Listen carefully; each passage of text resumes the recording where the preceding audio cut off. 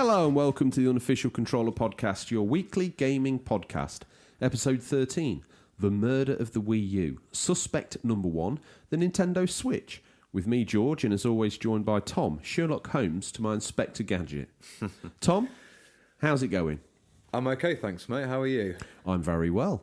Cool. Very well indeed. Do you want to let the listeners know what we've got coming up this week, the running order? Oh my goodness. Slicker than glass covered in oil and slid down a load of ferrets covered in grease.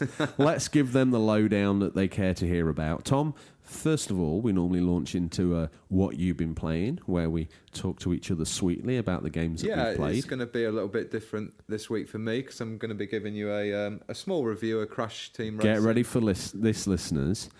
Tom's got out his best crayons, and up on the fridge this week has been his review for Crash. Mummy's very proud, as am I, so I'm looking forward to a proper big boy readout and find out all about Crash Tag Team Racing. Facts. We digress, because that's the What You've Been Playing section. We then launch headfirst into some illy prepared and badly timed news, scouring the very latest in darkest regions of the internet to bring you the latest gaming news, listener. No, not you.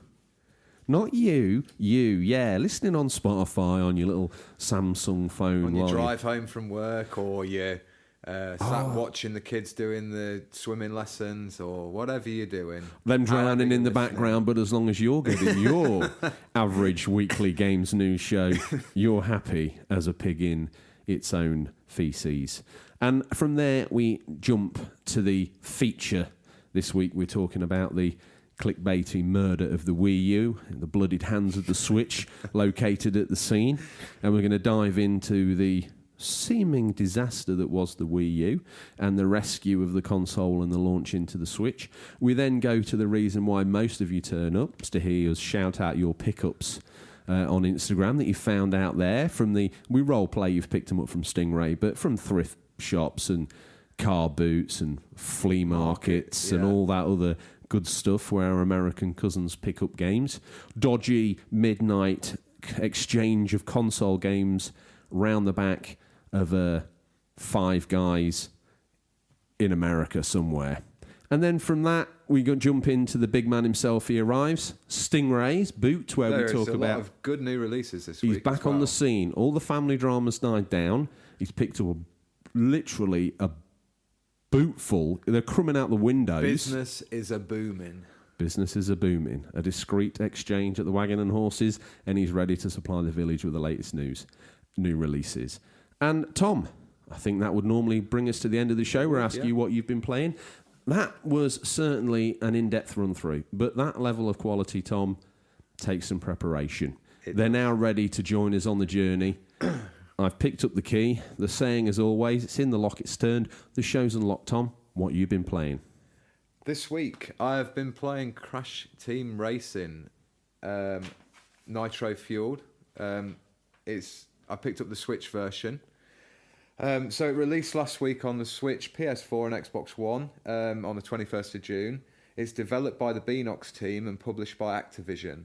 The game is a remake of the original Naughty Dog developed game, which came out in 1999, many moons ago. 10 years ago. It also features content, though, from the 2003 game Crash Nitro Kart and also 2005's Crash Tag Team Racing. So they've got it all in a blender, mixed it up and made a bit of a fresh take on it. Is it loyal to the core game, or is it a bit of a greatest hits of the Crash series? Yeah, I suppose it's throwing in all the tracks of those games and some of the races and stuff. But I have a confession to make. Okay. I never played the originals, so I've come into this with some sort of fresh eyes, and I've been pretty impressed with it. He really has got his best crayons out. I certainly have. So gameplay-wise, it is very similar to the old ones. It's really tough. It was a shock to me after playing Mario Kart, especially the latest one, which is quite forgiving, Mario Kart 8. I haven't had a chance to try Sonic Team Racing and some of the other kart races. How does it compare to something like Sekiro? Is it that difficult? No, not that difficult, but okay. It takes a bit of getting used to. So if you're thinking of picking it up for some of your younger family members, some the Devinzillas. Yeah, the Devinzillas out there. The Game Boy Matties. Just be prepared, it might take a bit of getting used to. With the drifting is the more complicated part of the game. Yeah, I've heard that's key to unlocking the actual sort of you really core have of the to game. get on top of the power sliding and get the hang of that to stand a chance of progressing through it. It's certainly fast and frantic. There's some great power-ups there, missiles, power shields, like a bowling ball that fires out and rolls down the track, which is really cool. Wow. So there's a single-player adventure, which is quite Now, strange. this is what I wanted to dig into. Is that just using the core levels of the first game? No, so it's got like a hub world, so you can... Like Diddy Kong Racing? Yeah, very similar. So you drive around this hub and you can drive into like a warp area and it takes you to the race. And when you've done the races, you can unlock challenges.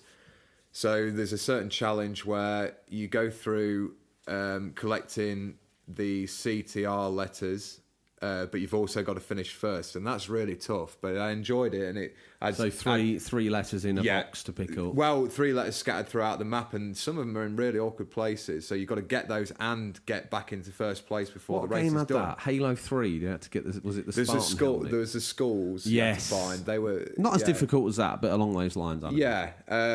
So when it does give good replayability to levels you've already completed or races you've already completed.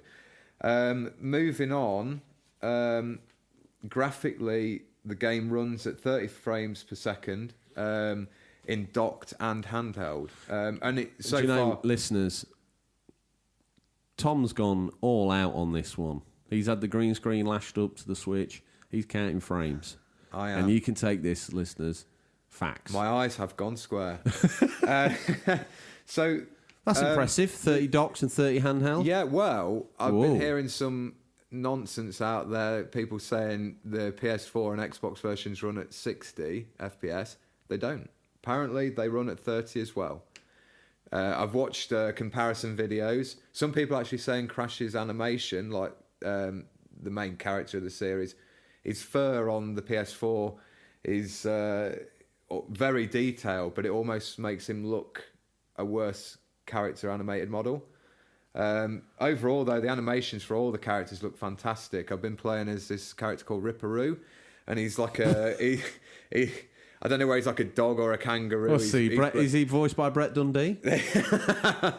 Brett Dundee. For the Christmas special, we'll out Brett Dundee. He'll have to make an appearance one day. Yeah. And he's in like a straitjacket. And Tom's Australian alter ego. Yeah. Ripperoo turns around to look at you before you start the race in a bizarre sort of Hannibal Lecter style fashion. Oh, right. Okay. With his like tongue hanging out. Yeah. Really impressed with some of the animations of the characters on those, and some nice details on that. Yeah. There's 31 tracks in total, and they all show like great variation. Like I've been playing some online, and which I'm going to get to, and some in story mode. So it's good to see like a really good mix of sort of temples, futuristic settings, traditional race tracks. Online multiplayer on the Switch version. The Beanox team has patched it since it's been out because there was some performance issues and sort of people lagging out and various other problems. I must admit the patches seemed to worked out okay and got it up and running good. I've been playing that and it is solid. The highest I've finished is 5th, and most of the other races didn't even finish in the time limit. So if you're I think thinking there's of some taking, old school players that have probably picked up where they left off with that I believe game. so, yeah. Yeah. Got that muscle memory down, haven't they? And for they've some of chained the tracks and they've chained the boosts. They know how, when, and where. yeah. That's one question I did have for you. You haven't played the original, but what's the talk about how it plays compared? Because the talk Crash is remake had it's a very much few the same. missteps, but is this I think got the same missteps, or is it absolutely? It's probably like quite pixel perfect for some of the corners and the time in the power slides and stuff. So I think, like you said, there's people out there who are probably going to really nail online and win a lot of races. The bigger boys. The bigger boys have been online and made me cry, so I've gone back to my adventure mode. Okay. Unlocking the skins. So when we do reviews on the show in future, we're going to do Love, Leave or Layer. Now, lair, for some of the new listeners, is a pit we have out in the back of the bunker where George banished the game Lair on the, what was it, the PS3? Well, there was a game on PS3. I never banished anything called Lair. I banished a game called... I mean, listeners, we're episode 13. Goodness knows how many talked about this. I banished the game Lair. Okay. Lair. It's Lair. It's the Lair pit. The secret hideout for bad games. So we've got love, leave, or lair. Yes, Tom. Yes, Nailed very it. much. Tattoos Wheeled are out is in working a again. Sean Bean. The tattoos, the occult, sinister things that we do over your bed while you sleep have worked. The Lair pit. So I would suggest you love Crash Team Racing Nitro Fueled because it's a great game and it's a great nod back to the original. So pick it up if you fancy a kart racer. Fired up and ecstatic as always. Tom's wheeled out the bunker gaming room. He's given that game a positive thumbs up. He's loving it. Tom Loving gets to life. play all the good new games and I seem to get lumbered with all the poo-poo old games. I know you'll that get through them though. I'm that need the fickle new retrospect. generation of like, no, graphics aren't jazzy enough. Turn it off. To get the Lair pit, someone had to put themselves through Lair. I don't think I'll never be the same man I was again. But who knows? We'll maybe fill that pit one more time. Oh, I'm sure. Yeah.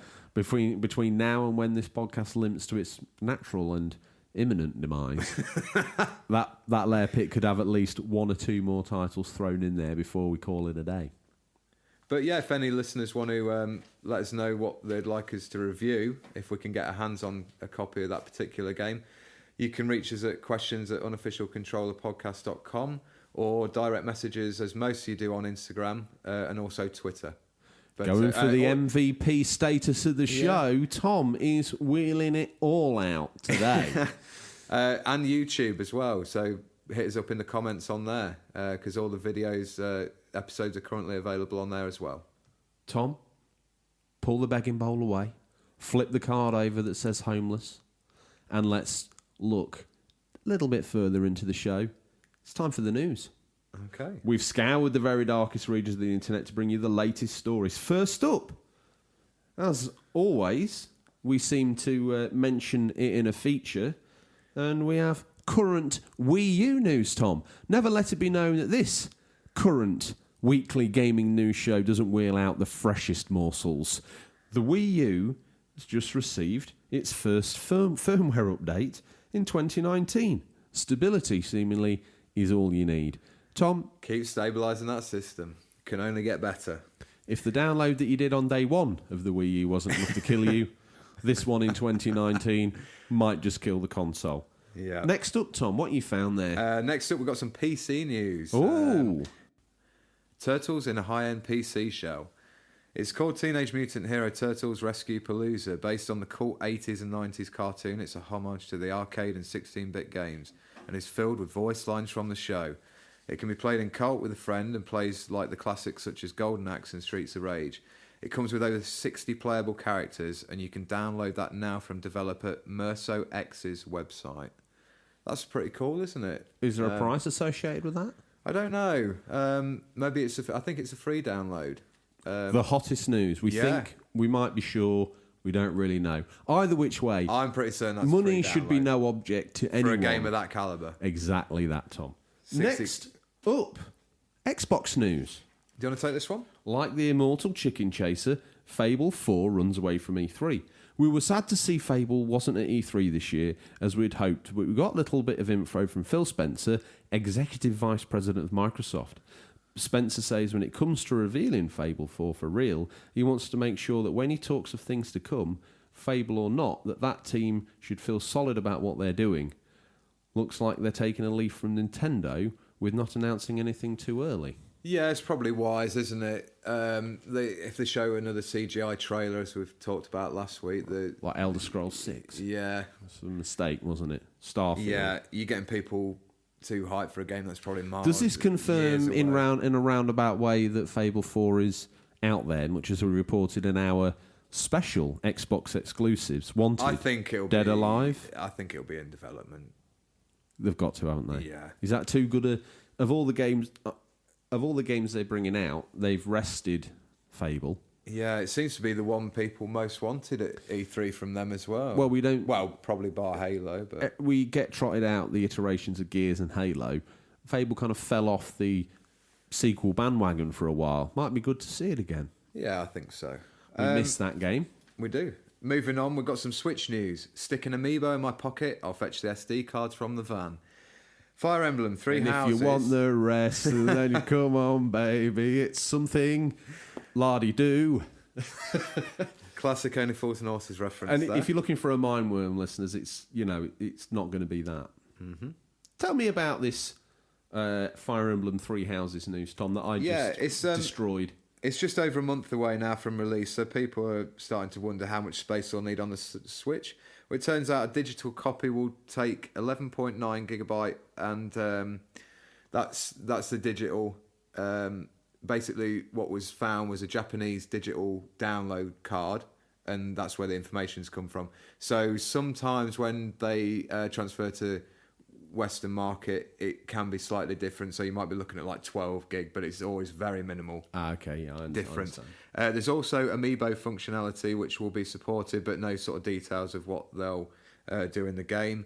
And there's going to be some future DLC which will include new missions and costumes. You excited? The resident Switch owner, Tom? You excited for Fire Emblem? Be a game that probably I will be playing.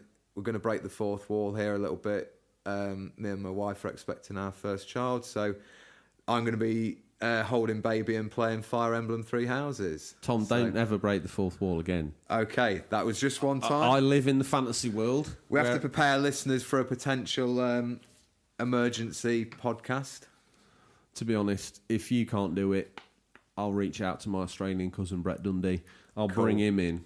He's Tom, always keen. Last bit of news. We've gone and spooned ourselves another sponsor. And talking of spooned, much like I did as the youth at football, Tom FM has spooned in an absolute belter.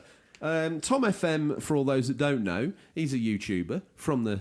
Long listener of the show as well. And fan of the show. Yeah. And he has built himself a really great channel over on YouTube. Mm-hmm. I like playthroughs of games, but specifically sports games. Mm-hmm. I don't know why. I've watched them all. And Tom FM is a playthrough of Football Manager, and the guy's name's Tom. You should look him out on YouTube. No... it's not Tom doing a sideline, another dodgy Stingray feature. It's not me. It's Tom FM. And he's doing a playthrough of the Lincoln lower division team, Lincoln United. Yeah. And he's taking those through season by season basis. But he does it in such a real cool way because he gets involved like he's actually the manager. And when I watch these... episodes that he puts up, I feel like I'm watching an episode of Match of the Day. You get a little bit of info about the game, you get a little bit of info about the teams coming up, he builds a story about the players. Listeners, he's real good on the mic, isn't he? We implore you to check it out. He's got a real nice vibe about him. We definitely watch just for tips on mic. Just how to be on air in general. Yeah, he is a god. And with that, we're hoping that we can sponsor the Lincoln Locos shirt for about £13.24. There's enough in the kitty, isn't there? Enough of that self-indulgent twaddle. Good luck to Tom FM over there on YouTube. We wish you the best. And keep the good content coming. And he's sponsored this megalith of news. Seeing as he plays Football Manager on the PC, he's sponsoring the PS4 news, the fourth segment of the show. As always, we're keeping it tight, we're keeping it on point and relevant.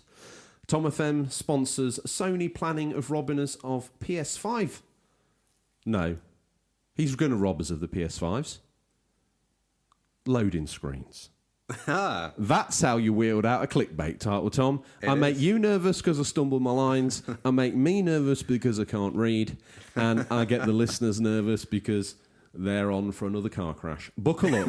A new patent from Sony details technology that could kill off loading screens completely. The patent is titled System and Method for Dynamically Loading Game Software for Smooth Gameplay. Oof. Well, I hope they don't trot that out as a feature, Tom, because the box is probably going to have to be twice as big as the console itself. This outlines a system that monitors the player's location so that it knows when to load in a new area. What this means is loading will take place in the background, so in theory you're not having to sit through a load screen. That's a patent. That's news. I thought they already did that, but they're going to do it to an even higher level, I assume, Tom. Yeah, I think they're gonna.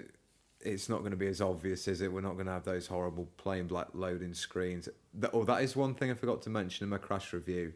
Terrible loading times, up to 50 seconds. Shorter on PS4. Did you measure those yourself? I did. Got my stopwatch. Shoes and socks off, listeners, to count up to those heady numbers. Twice. Maybe you had to wheel in Mumsy as well. Take off your shoes and socks, Mumsy. We need to count up past 20. Yeah. Okay, so with that, thanks Tom FM for sponsoring Tom FM on YouTube, your number one football manager stop shop. I don't think he came up with a catchphrase or a tagline, but that's what he sponsored the segment for. It was down to us to wield a rather clumsy line and talk about his great channel. Tom, we've done the news. We've bottomed it like a Stein at a Overwatch festival. Thought I'd slip that in for you just to make sure Classic you're still awake. Overwatch history. Yeah. I can't. Reinhardt, I believe. I know two people from that game. You're a secret fan, I reckon. Tune in. Welcome back, listeners, to the Overwatch podcast. I wonder why my rankings have dropped down so far. I reckon there's been some sneaky plays going on. Yes, the Stein Guzzlers back plays. in town. Tom, before we sidetrack off down being another episode of the Overwatch podcast, if we've missed something in the news or there's an opinion or take on something that we've said, no doubt they'll have an opinion on something that I've said or not said or mispronounced. How would they get in touch and steer us right? Reach us at questions@unofficialcontrollerpodcast.com or direct messages on Instagram or Twitter or comment on our YouTube page. And we don't need to mention that Tom struggles to remember that anymore because Mumsy's knitted him a jumper that he wears only during the podcast. And that's got all the little links on it, hasn't it? Please also subscribe as well if you go on the YouTube page, and we're really grateful. Well, before we launch into the feature, let's get down on our hands and knees, Tom. Flick over that begging sign that we flicked over earlier. Yeah. Let's look up and let's say, tell a friend. Yeah, so we've got a good amount of listeners now, but we really want to keep growing the audience and growing the Unofficial Controller podcast family. Yes. As you've all moved into the village. That we like to think of every time that a listener involves themselves and gets involved in listener Stingray or in a feature with their memories, as we'll get to shortly. We like to imagine they've moved into the village. And Daddy Zilla's got a house down on the new estate. Red Dragon Rios lives in the loft of the village hall because he's like converted into a dojo, though, isn't he? Yeah, secret dojo. He's got like a secret little cave up there where he practices his moves, his Red Dragon Punch. Because, Tom, if he didn't practice that in a lead-lined room, he could shatter everyone in the village's windows. Really? The Red Dragon Punch. It is that powerful. All the way from deep down south. So it's with this that we launch into the feature. With the villagers inbound, the family, the Unofficial Controller podcast family. There's been a ruckus, though. There's been a ruckus. The feature this week, the murder of the Wii U. Suspect number one, the Nintendo Switch. Feature. See what I did there? Every week. Slap it on the end. Mm-hmm. One day they'll notice. This week's feature is a discussion around the Nintendo Wii U, its launch, its reception, and Nintendo's transition to the super successful Switch. As always, you guys got in touch to share those memories of the Wii U and how you now view Nintendo as Switch owners or not. And we're including those almost as witness statements to the scene that we call the murder of the Nintendo Wii U. That's how you wield clickbait, Tom. So pull on your best cop cliches and we make tracks to a suspected murder scene. The location, Kyoto, Japan. A dark alley behind Nintendo HQ. The scene as we describe it. The Wii U on the floor, seemingly dead. The controller screen, black and inactive. A chalk line drawn around it and a handful of games strewn on the floor. One witness, or possible suspect, the Switch, clutching its own versions of the Wii U's biggest hits, found at the scene of a routine stop and search in the vicinity of the freshly deceased Wii U. Well, dear listeners, what does all this mean? Let's look at the Wii U, the freshly deceased as we call it. Let's go deep. Let's look into who this strange console really was. And Tom, before we do that, let's start off with this first witness statement. Let's hear from a listener who is close to the Nintendo family, Foggy on Toast over on Insta. I was obsessed as a kid. with Nintendo. I had everything up to the Wii. The GameCube was my favourite, and also the first console that wasn't a hand-me-down from my uncle. The Wii U, however, was a huge disappointment to me, so I fell out with Nintendo and didn't bother with it. Flailing while gaming isn't relaxing to me. I gave them another chance with the Switch and have no regrets. So they seem to have forgiven Nintendo for the murder of a couple of consoles, and they're happy with their Switch now. Foggy on Toast. New name to the show. I've seen it around. Welcome. We haven't heard it for a while, I don't think.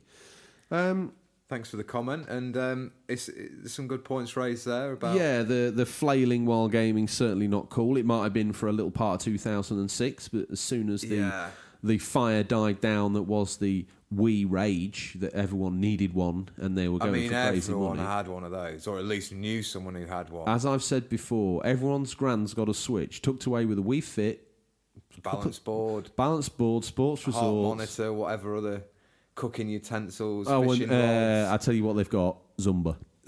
Yeah, Zumba. They'll have Zumba for that Wii. They will. Won't ever use it. Do they do the Wii Zumba session down at the Village Hall still? Oh, I wonder who would do that. It's not going to be Red Dragon Race, is it? Is it too... No, is that... he's not into that. He gets on at them because they take... Mummyzilla.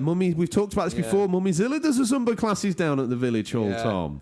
Often falling out with Red Dragon because basically... Devonzilla needs to do Kung Fu. They've double booked. Yeah. So exactly. they try and run their lessons at the same time, but unfortunately, Deb's Babs got a Red Dragon punch to the throat while trying to do her final Zumba pirouette last week, Tom. Yes. I like the way you lightly just throw away one of the casual listeners getting throat punched by Red Dragon Reese. I mean, that guy can crack. We're at a murder scene, though, so it's small news in the village this week. Unlike... For once, Tom, you've had to shake me up and get me back on scene. You're absolutely right. Now, like all good crime stories, Tom, the Wii U had a troubled upbringing. It was seemingly embarrassingly pushed onto the scene with very little fanfare, Nintendo treating the poor Wii U like something it really didn't know what to do with. This is part, as they say, of the problem, Tom. Due to strange marketing decisions, the Wii U was seen by many as a peripheral, or another peripheral, for their Asian Wii console. That's a good... Sorry. Yeah, let's talk about that because what was really going on? Misunderstood, wasn't it? Very much. So many people thinking it was like some kind of tablet add-on for the Wii. It's how it was advertised. It was really. Did we see the console in the advert? No. Did we see a load of remotes? Yes. We did, yeah. Did we see Motion Plus and all these great Wii controllers and all the things getting wheeled out? We did. I think they were trying to do a good thing in the fact that you can use all these old Wii things to go with it. I think that we've talked about this. It was backwards compatible with the Wii as well. Yeah, I wonder now, we've done this whole feature and I wonder if it's all redundant because I wonder if presented with the news and the wave of information of all the Wiis they'd sold, did they panic? Did they think... Oh, we've got such an installed user base. They've all bought remotes and controllers and Wii Fit boards and all this other stuff. We need to bring out a new console to stay relevant. But we don't want to alienate. We don't want to alienate, Grandmother Shirley from Blackpool who bought one for when the grandkids come round. Yeah. I mean, they probably shouldn't have worried about alienating Grandma Shirley because she wouldn't have bought a console before or after again. The Wii was like a moment in time. Will anything be that successful? Well, obviously, all the consoles have been that successful, but for Nintendo, it was a runaway hit, that Wii. I think potentially if VR gets bigger and better, it might stand a chance, but it is a phenomenon, really. Of motion control. Yeah, it's weird how it just caught on. Hopefully. Again, even like the original motion control wasn't even that great. I mean, I bought one on launch mainly for playing Twilight Princess with the sword and it's a glutton for punishment. He is. Brought it round to yours, and you were quite impressed with the Wii Tennis and stuff, but it didn't feel like the tracking quite had the most accuracy. I knew it wasn't a bigger boys console, and then for some strange reason, and we'll get to this, I just pwned it up for a Wii U at launch. You did, yeah. What the hell? So. The Wii U, it launched worldwide across November 2012 and finally in December in Japan.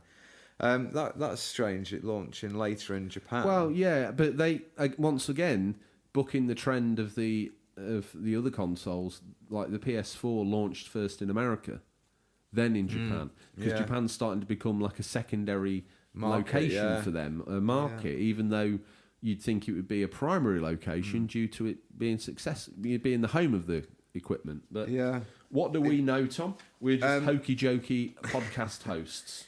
The launch titles, though bountiful, seemed pretty uninspiring. Yeah, really. We'll just go through a few that kind of stand out. I mean, Assassin's Creed 3. You know, I was transitioning from the Xbox 360. So a lot of these games that were seen as launch titles for the Nintendo hardcore that had stood by the Wii and not played these bigger boy games, when I rocked up to get my Wii U, I didn't want to play Assassin's Creed 3 again. I didn't need to play Arkham City. That Batman Arkham City Armoured Edition had a few features bolted onto the tablet, from what I remember. But nothing like already playing it. I honestly still think I'd be part. So. I still think I'd come out of that feeling like I'd been robbed. What else have we got on there, Tom? Call of Duty Black Ops 2. Yeah. Darksiders 2, which was an odd inclusion, but Epic, good game though. That. Yeah, it is a good game. If you want a grown-up Zelda for the bigger boys, give it a shot. Epic Mickey 2, which was all the rage at the time. FIFA 13, EA supporting it, fleetingly for a moment there. Funky Barn. I should have researched it, no idea. I'm sure it's isn't that CGI farm game to go in line with the movie at the time. Game Party Champions, no idea. Just Dance 4, you can't have a console without a Just Dance game. Still reeling them out. The new Super Mario Brothers U, which we'll get back to. I was never impressed with that, and maybe should have been my launch title, but it wasn't. A rehash of a DS game, but I'll save my salty tears for a little bit later. Ninja Gaiden 3, Razor's Edge, which I don't think we saw in Europe, but not a bad game for our American cousins. Nintendo Land, that's in the top 10 best games. I think if it wasn't a pack-in, it would barely make a footnote in the history of the console. Let's talk about that for a moment, because that was in your launch pack-in. Yeah, he's folded his arms. He's defensive. He likes Nintendo Land, ladies and gentlemen, listeners. The arms are crossed and the expression is stern. He's defending it. Yeah, having picked up the console in November and having very little to play over Christmas, I wheeled out Nintendo Land for the family, and they were quite impressed. My issues start here. You need controllers from your previous generation console, the Wii. Specifically, they need to be Motion Plus compatible. This is hard walling off adopters of the console. I didn't have a Wii, didn't care for it. Thought I'd give a Wii U a try. Get it home that night. Have to sit through a download. When I finally do, the download was terrible. I want to play multiplayer on my new game. I can't. Why? You need a controller from a 10-year-old console. This is a very strange set of circumstances, Tom. It'd be like sitting down to play PS5 and telling you if you wanted to play multiplayer, you need a multi-tap for the PS2 and a host of PS2 controllers. It's insane. Crazy. What else have we got on there? Rabbids Land. Interesting. That was a bit of a sleeper hit in the end, wasn't it? Yes. Same as Scribblenauts Unlimited. That went on to do relatively well. Again, looking back not that long ago, some of these games that were big names at the time, but now seem to have just sort of fell by the wayside. Sing Party. Again, can't have a console without singing game, Tom. Especially not a Japanese one. Skylanders Giants, no idea, but I'm sure that involved a connector pad and all that. We should mention that the Wii U gamepad had NFC technology. Was this using that, or was this using... Yeah, I believe it could use that, yeah. Okay, so all that previously bought Skylanders tap, now completely redundant on the Wii U. Very true. Sonic and All-Stars Racing Transform. That tempted me at launch, I have to admit, but not enough, as we say. No. Not enough. I think they have always paled in comparison to Mario Kart and Crash. System seller here, Tom. Transformers Prime the game. Didn't notice it slipped out of Tekken Tag Tournament 2 Wii U edition. Yeah. Again, you're not going to say that in a hurry if you want it passing from the shelf. Warriors Orokai 3 Hyper. Wipeout 3. Your Shape Fitness Evolve 2013. And the last one we get to, this is the one that we probably did actually like on launch, and we both picked up, is Zombie U. Like's a strong word. If I was to be put to death, I'd prefer electricity over death by 1,000 cuts. Zombie U was death by 1,000 cuts. For me, it was I like roguelike games, but in the same tokens, I don't like roguelike games. And it was one of those games where I felt like I was failing all the time, every time I died. And what made it super hard for what I would call a casual player like myself was that if you died in an area full of zombies and you had some really cool stuff in your backpack, to retrieve that inventory, you have to go with your 0 level character to a place where your XYZ level character had perished at the hands of some nasty undead lurkers. And then battle them to get your stuff back. And that gameplay loop hurt me. I quite like that. I was impressed with that game because it did have that sense of dread of, like, if you did get attached to one character, you really didn't want them to die. You wanted to get them through to the end of the game. There's some good twists and turns in the story, and a heavy reliance on melee weapons because the ammo is quite a survival horror. I was going to say, I got a Condemned vibe from it. Yeah, Condemned cross Resident Evil. I thought that was, overall, out of that selection of games, Zombie U for me is the best title you could have picked up with the Wii U at launch. Here's a host of deadly viruses. Pick your medium of destruction. Ebola, please. And don't spare the horses. So No. few sales stats for you. Go on then, Tom. During its first week in the United States, Nintendo sold its entire shipment of 400,000 units and sold a total of 425,000 units for the month of November. According to the NPD Group, it also sold over 40,000 consoles in the good old UK's first weekend. We love a Japanese console here in the UK, listeners. Yeah. Especially in the village. And listeners, count your two hosts in that number. Yeah, we were there. 40,000 units. 2 of those attributable to the Unofficial Controller podcast. Yeah. Literally making or breaking Nintendo's launch window. How did it do in the homeland then, George? Nintendo's homeland, Japan, over 600,000 Wii units were sold during December 2012. Nearly 890,000 Wii U units were sold in the United States after 41 days on the market.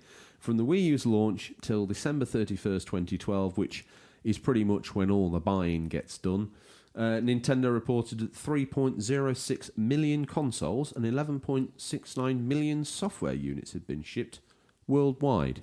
Again, when we talk about the Mega Drive last week, they were happy to have shipped 50,000 consoles? Yeah. And you poo-pooed it, and I said, well, if you had a warehouse and Stingray and you and him had shifted 50,000 units a weekend, you'd think you were doing well. Nintendo probably thought the Wii U was doing on target with those 3.6 million sold in the run to Christmas 2012, Tom. But quite rightly, I'd reckon. Yeah, as we wander down the alley and start interviewing some suspects or eyewitnesses as well. Yes, let's you not never label... know who's a suspect. Not guilty till proven innocent. Not guilty. What world do we live in, Tom? Guilty till proven innocent. Absolutely.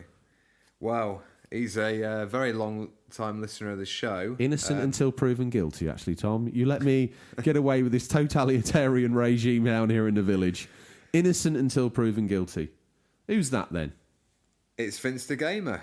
Next witness, please. He said, I don't own one, but I did used to work in a well-known games shop as a tester for buying in products and have he's tested both of the consoles, the Switch and the Wii U. No, I wonder what shop he used to work for. It's nice that we're getting his opinion because he's seen these things. Rumbelows, maybe. I'm thinking now, looking Dixon's. back. For American listeners, these are large electronics outlets that no longer trade in the UK as they have gone bankrupt. Tom, as current as ever, as worldwide, cutting edge as ever, there's an American now looking blindly at his computer, Googling Rumbelows and getting nothing. The Wii U, he goes on to say the Wii U was a great idea as a lead on to the Switch and said it's not a bad console at all. Do you think Finster Gamer was a sex worker? CEX? Of course, sorry. What are you talking about? PG podcast. Yes, he may have been. That's he's because testing then the he consoles. would have been testing. That's what I'm saying. That's an investigation for another day. I think he's Finster Gamer, a sex worker. Yes, I feel like the Switch took everything right about the Wii U and fine-tuned it to be the perfect handheld and stationary console. I'd buy one in a heartbeat if I had a spare 300 quid knocking about. Like you do. Yeah. Tom, Wii U would go on to sell 13.56 million consoles. Not a bad number, you say, but suspect number one, the Switch, sold 34.74 million as end of March 2019, so in less time. The Switch, much like Nintendo Wii, is getting everywhere. Vince the Gamer looks like he would be a fan of the Switch if he had a spare £300 knocking about in retrospect. Hopefully one day he finds a spare £300 under his pillow.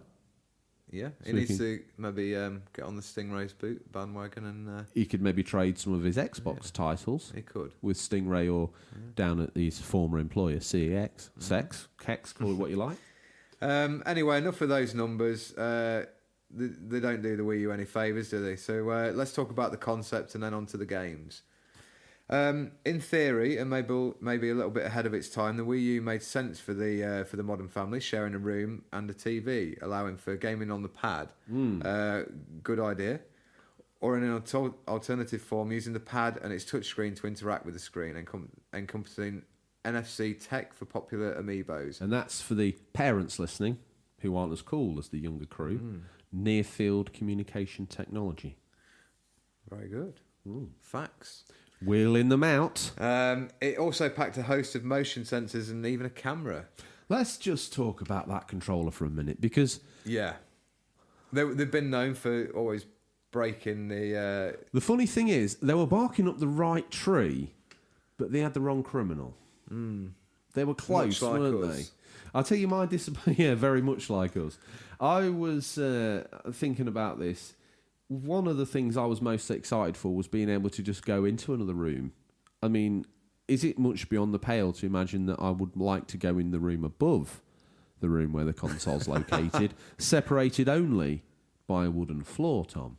Yeah. And find that I get the immortal, you're too far away from the console screen. The range was terrible. How could that be? I know. How With could that be? the technology out there at the time, it was a joke. Like, let's say I'm working at Nintendo Towers. We're trying to get the Switch out, the Wii U out for a certain budget, and we're talking about what this pad. Well, I want to play it anywhere in the house. Oh well, yeah, as long as they're in range of the router, you'd think that would be fine. No, pare the tech down in the pad a bit more. Pare the tech down in the pad a little bit more. Pare the tech down in the pad just that little bit more. Yeah, but boss, I mean, you've got to be sat 2 foot away from the screen. You've got to hold the controller up against the physical console, even to play a game. Like a very old-fashioned TV remote, getting line of sight. Exactly like that. Almost cabled up. It was not great, was it? Do you think they kind of came up with that idea halfway through and someone was like, hey, do you know what? This pad's kind of got a little bit of range on it. It's not just for flinging ninja stars at the screen. Maybe you could, play a game on this. It just seems very ill thought out for the normally very skillful and technologically eloquent Nintendo. Yeah, they were pushing an idea that, in theory, was really good. That whole point of right, Mum's come in, she wants Emmerdale on the telly. Well, that's all right. I can carry on my game sat on the sofa. Much like, I mean, they went all Mystic Meg, Tom, but they went a little bit too far into the future. Much like the Switch gets used now. Kiddies playing Fortnite in the corner of the room. Mum's watching Emmerdale. No bother.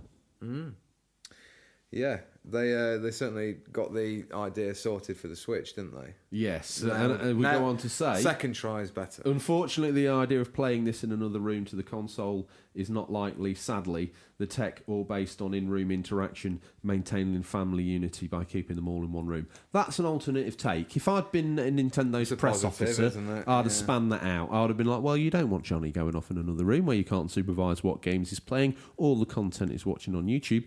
Get him in the room, playing with you. Unfortunately, if you had a big lounge... zombies with a cricket bat. As he slays. Very British game. Yeah. Well, it wasn't a bad idea, was it? But it wasn't executed well.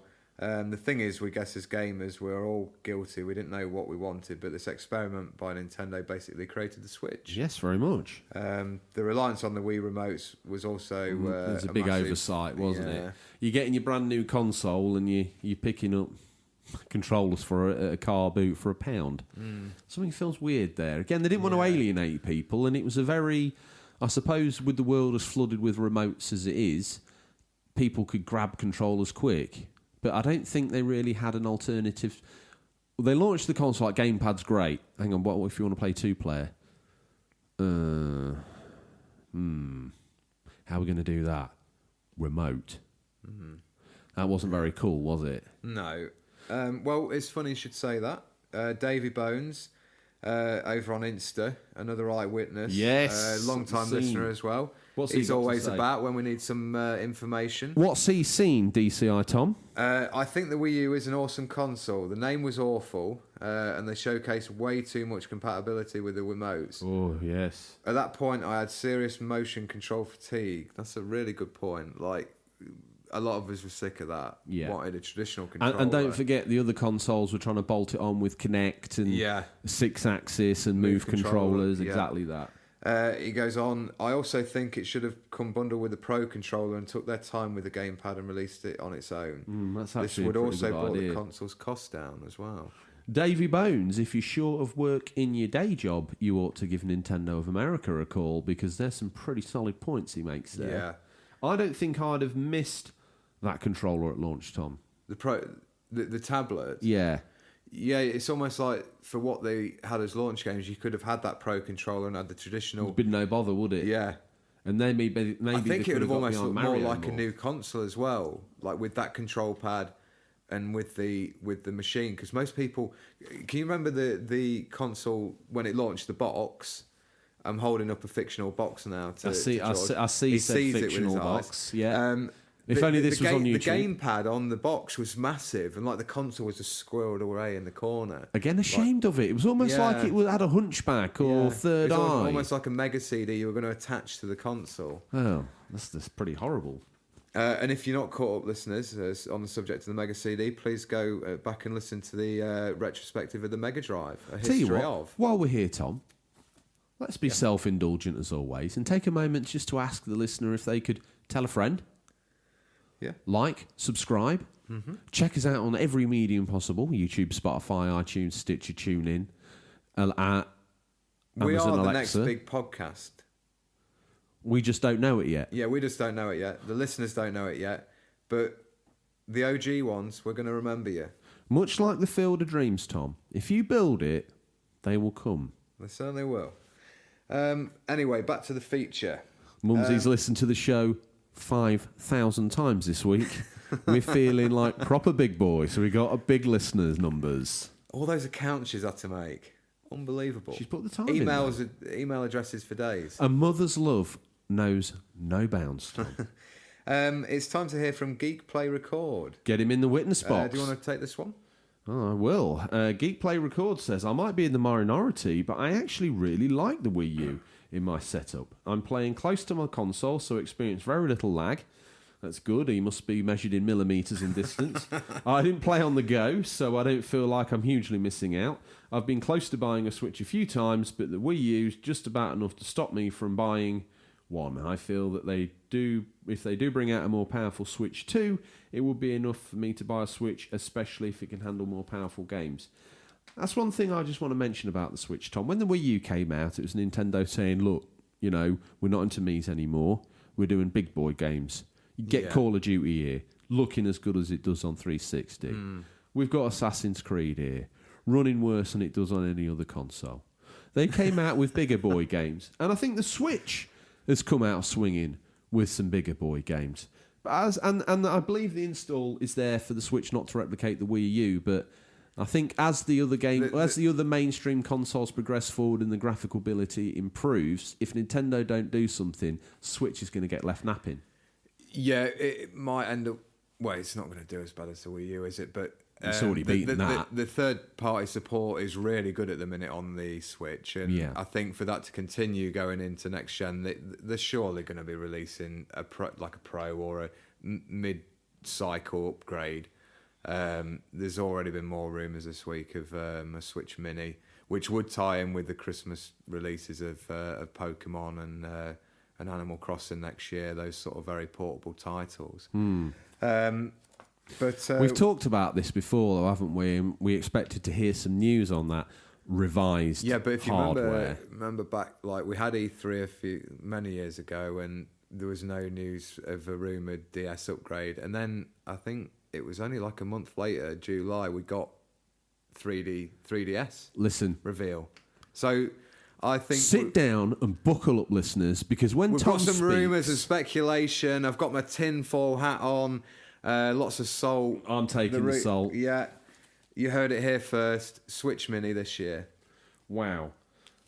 Moving on. Well, probably not first. But what about the games? The way you eventually get the latest news at least 72 hours after it drops.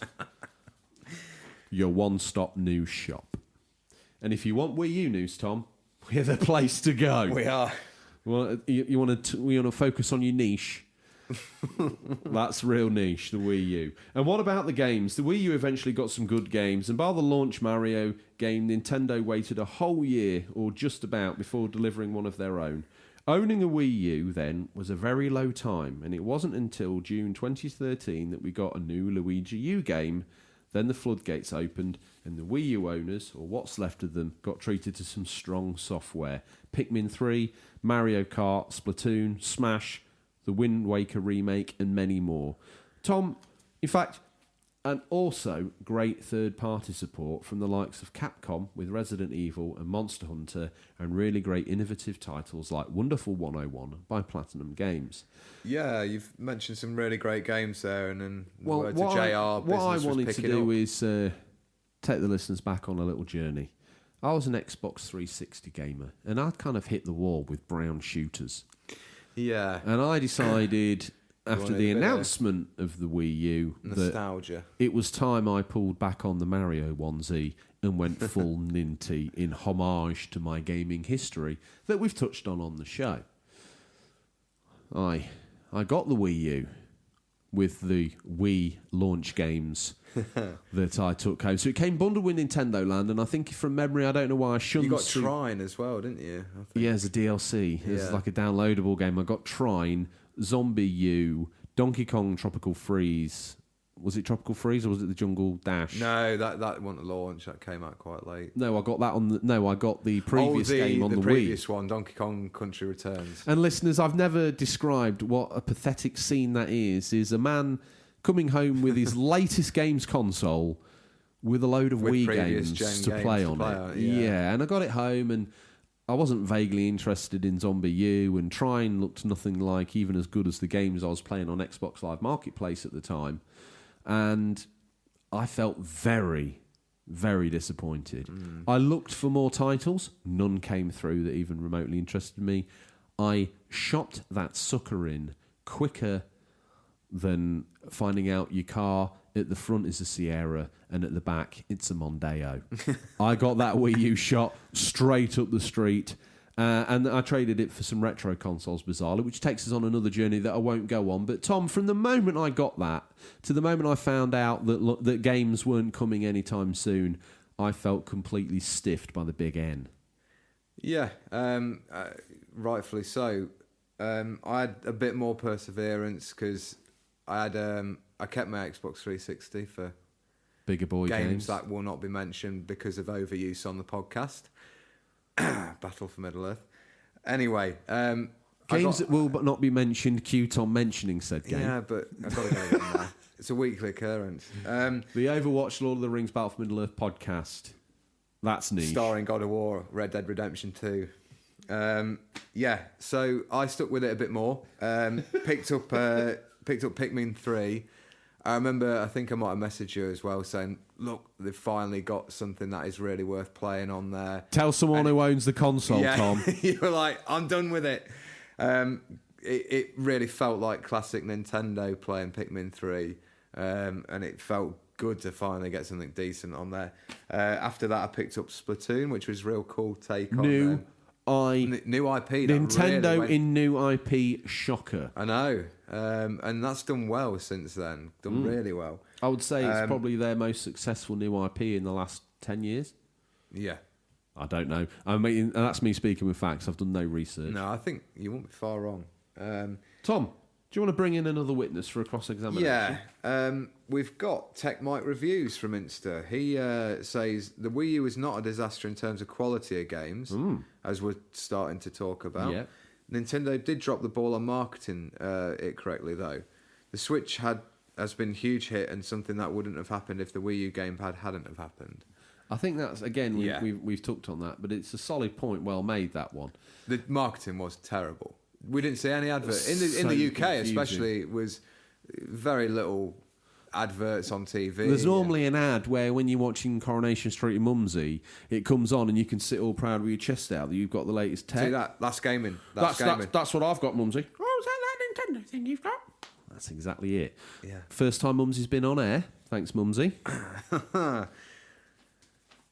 Yeah. So Tom's a little bit embarrassed that Mumsy's on air, but don't worry about it. She should be. The show wouldn't exist without her. Yeah. I've told her to get some more fridge magnets because I've got more reviews coming, so need them up on the fridge. Tom, for a minute I thought you were promising out more merch that we haven't even got the budget to get. That's a great idea, though. Daddy Zilla banging on the door screaming, I need a bumper sticker, I need a bumper sticker. Unfortunately, I had to rather embarrassingly tell him that the bumper stickers were a figment of your imagination, Tom. They will happen one day. We just need to grow the audience more. And then the fridge magnets as well. Anyway, we're rambling again. A sideline, Tom, that probably doesn't need exploring. Yeah, the quality of the games was picking up. And by the end, you had a good library of games there. Yeah. Much like as always, Tom, one of the villains of the scene. Oh yeah. EA pulled support in 2013, shortly followed by Ubisoft, citing in the defence lacklustre sales of the console. I think we should defend Ubisoft here a bit because they tried. They put a lot of games out there. They clearly weren't selling, so they're not going to... Do you think as soon as EA pulled the plug, Ubisoft were like, oh, thank God for that? Yeah, they'll take the hate. We'll we can now quietly announce that we'll not sneak out it. by the fire exit and jobs are good. And that'll be fine. Yeah.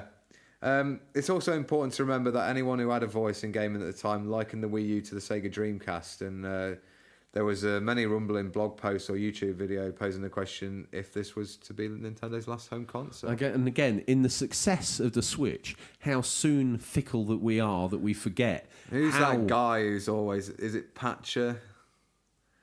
The doom and gloom guy. I've got no idea. Yeah, he's always out there. Listeners probably know him.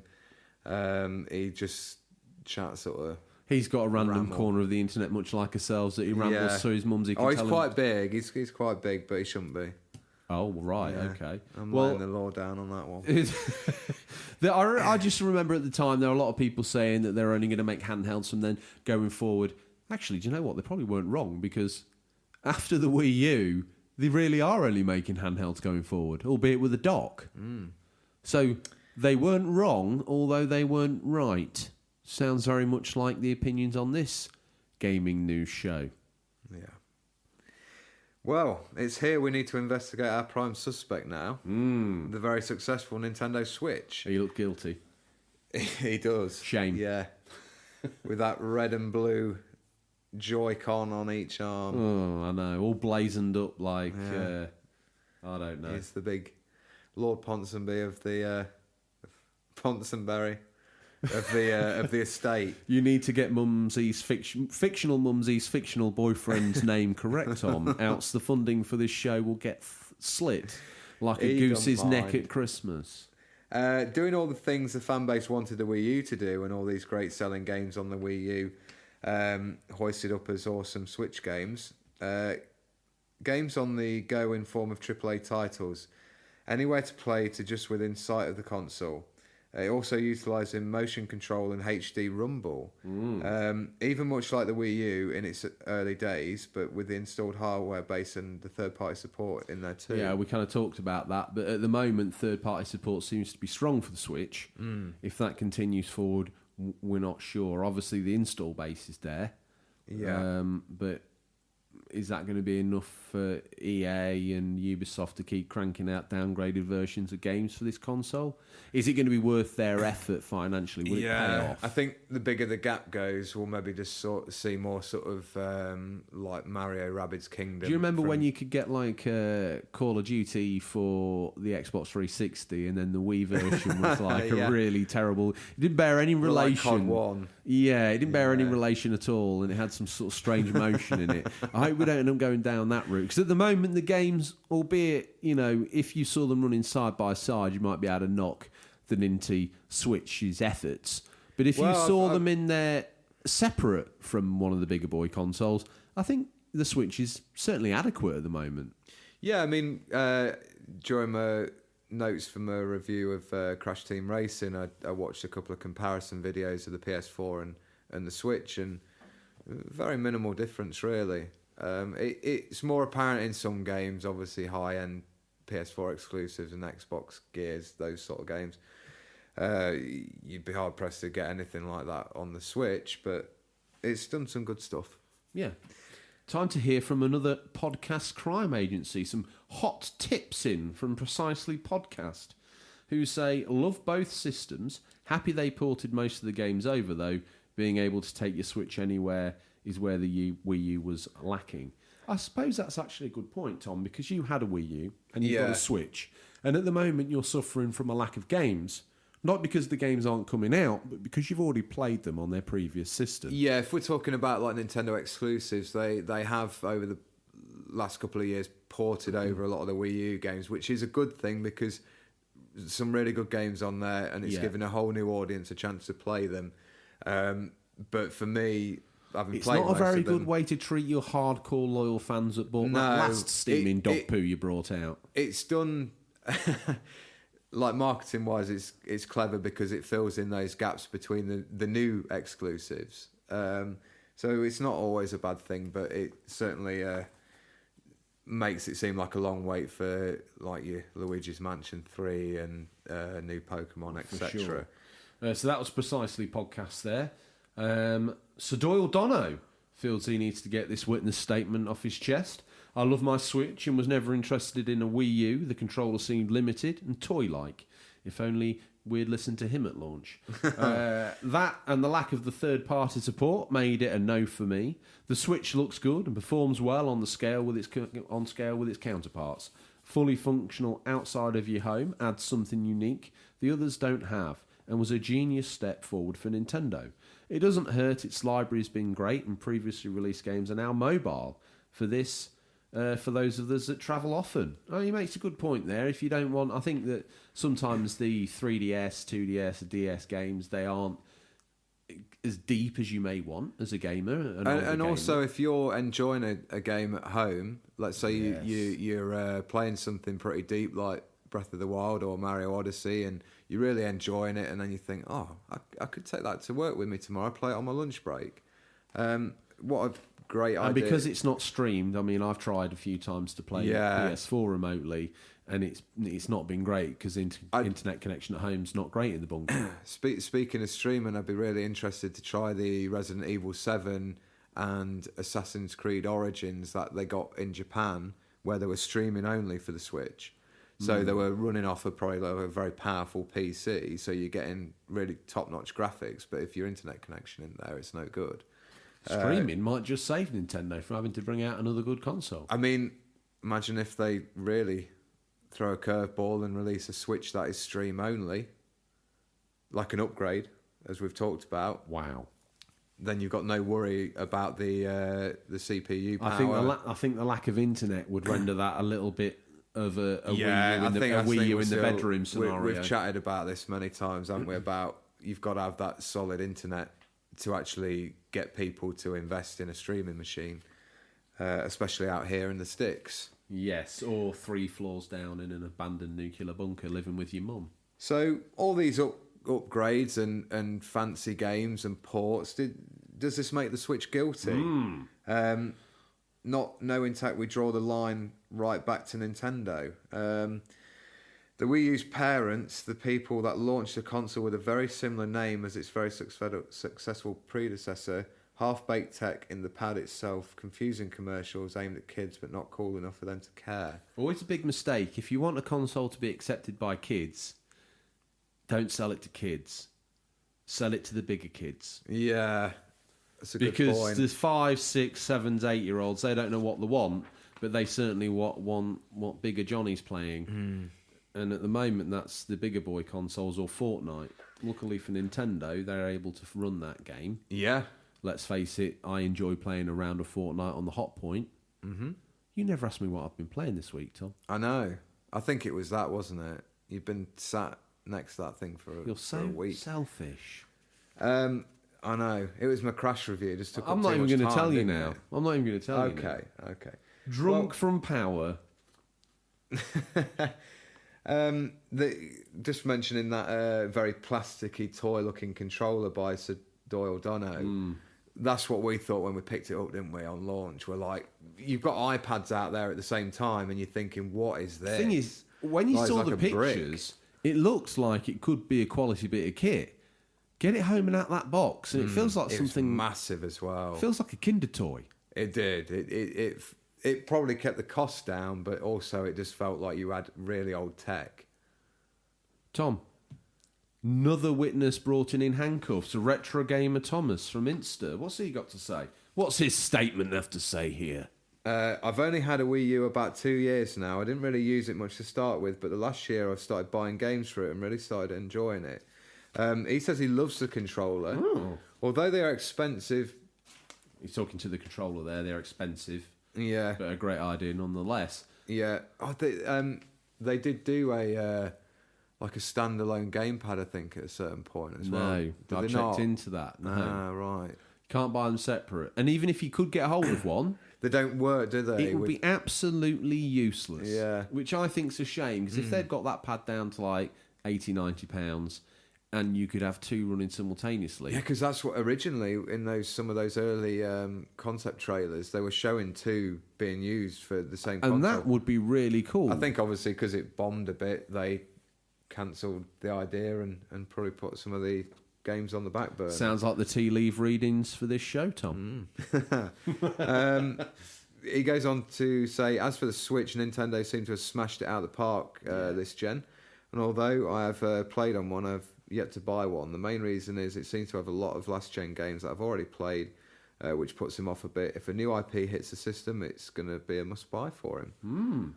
Also, next up in the witness stand, a new name to the show, Retro Gaming Buddha 83. That's Buddha, as in the religious dude. This guy's the religious dude of retro gaming itself, Retro Gaming Buddha 83. New listener over on Insta. The Switch was the next step in evolution for Nintendo. I agree with marketing being the Achilles heel of the Wii U. The Wii U should have received a mid-gen upgrade like the PS4 Pro. I believe Breath of the Wild was instrumental in Switch units being sold. Once again, Tom, if the Wii U hadn't given enough, it gave its final killer app to give birth to the Switch. Yeah. The ultimate sacrifice.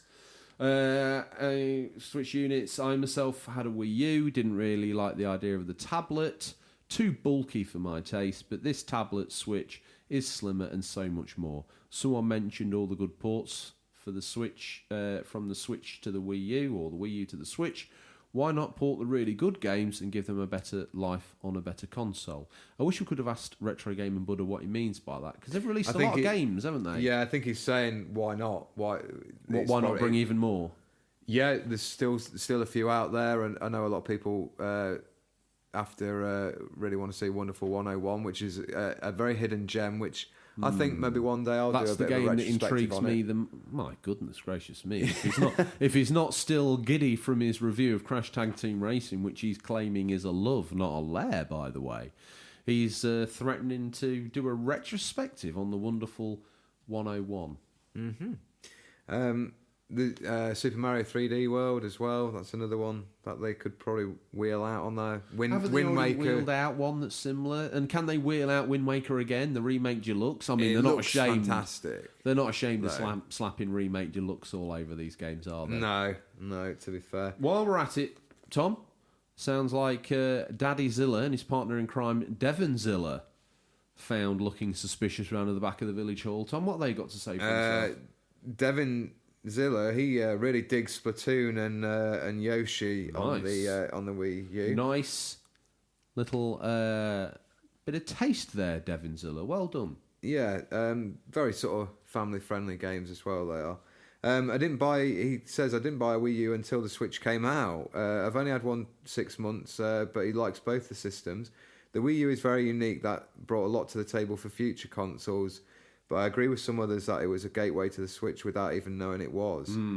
I dig my Switch though, and since I've been travelling for work, more portability is awesome. As always, That's Daddy, another very sort of eloquent there, isn't he?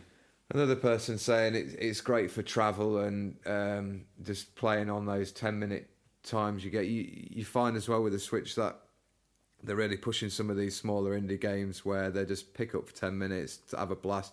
Dead Cells is a great game if anyone's got a Switch and want to pick that up. The thing is, I'm for these indie games, but what I'm most nervous about is lack of curation. Sometimes, like Sony, they're making the misstep of pumping out absolute total nonsense that they've not even curated to check if it's spelt correctly in the descriptions, much as we struggle with on a weekly basis in the new releases. I'm a bit nervous that the Switch has put its hand up to be home of the indie developer, but does that mean it's going to be awash with 1,000 games and you miss the likes of Dead Cells because you've got 400 cooking Mama clones? Yeah, we've discussed this a lot of the time, haven't we? Yeah, I just wish that... Shovelware. But a lot of the PS4 was like claiming to be the home of the indie, and they had T-shirts made and slogans, and it was the place where the indie games went, and they got swamped with nonsense. And now they've probably a little bit more successful. They don't feel the need to pander to that anymore. They're missing out on some great games, but I think for the most part they've got it queued away. Nintendo's Switch now seems to be a mecca for indie games, and I'm starting to wear a bit thin with them. Well, and I don't want the Switch to be swamped with average to poor mini games just because we've got 1,000 games. Yeah, but 995. I mean, we don't want to sound too harsh with this as well because there's some phenomenal indie games out there. Yeah, Hollow not at Knight, all.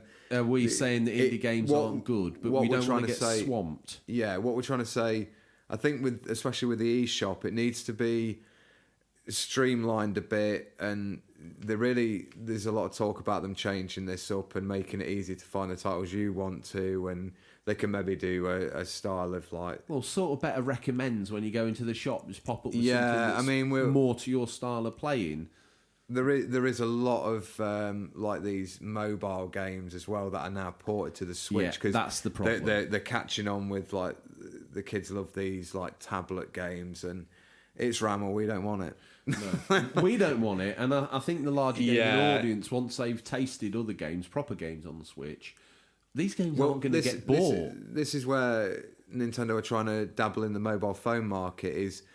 Here's Mario Kart Tour coming soon, I believe, to mobile. Now you've tried that, why don't you come on the Switch and try the full-blown like Mario Kart 8 Deluxe? It's a good idea of bridging the gap from mobile to, but we'll still have to see how that pans out. Yeah, we will. It would be also nice if they could, I don't know if they do or not, and we need to do some research on this, but offer a handout to, an indie developer. They see us come up with a really great idea, and they actually say, come close, work with some of our AAA staff, and we can turn your gem of an idea into an exclusive big game for our console. Take your core and turn it into something Nintendo-based and big.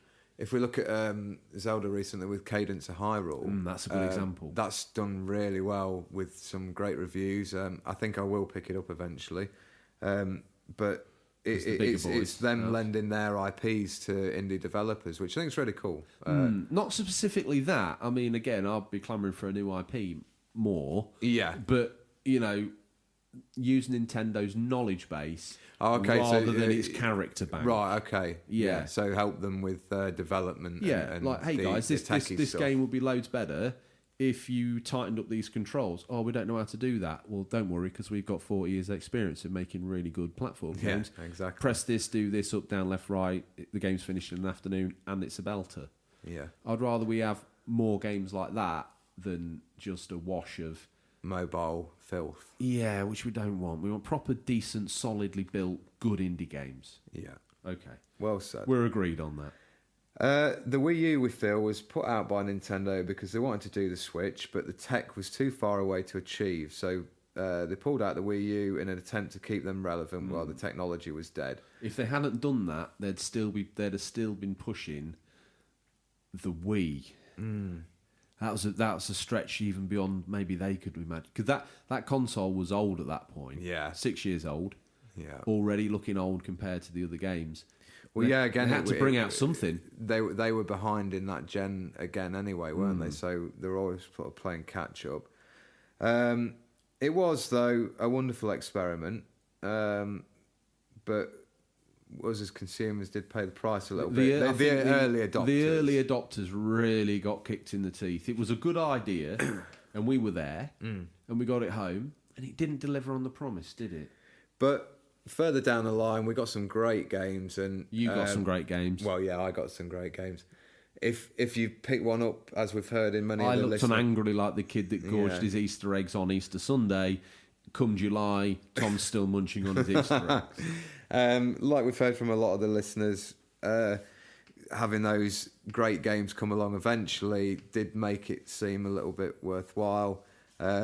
Certainly a great console to pick up now if you fancy not shelling out for a Switch and wanting to play some of the ports. After doing this retrospective and doing not retrospective, but doing the murder investigation of the Wii U, I've actually, what have I got? Like, what that sort of Stockholm syndrome. I've been locked in with the Wii U and I've ended up falling in love with it.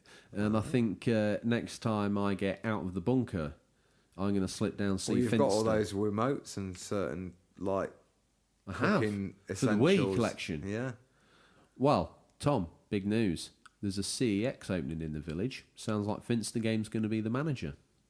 Awesome. Yes. Only man for the job, really. Yes, so I'll pop down to the village CEX, have a word with Finster Gamer and trade in a couple of PS4 games and walk out with a Wii U. Tom, let's close this out. Yeah, let's close this feature out, and it's over to Get Switched On from Insta to be the judge, jury, and executioner. With that name, it seems only fitting. I think everyone blames the lack of marketing and confusion controller only scenario because the name, when actually I believe it's the Wii that killed the Wii U. Yes, the Wii U sold by the Wii sold by the millions, but whoever actually used it after the first few months, no one.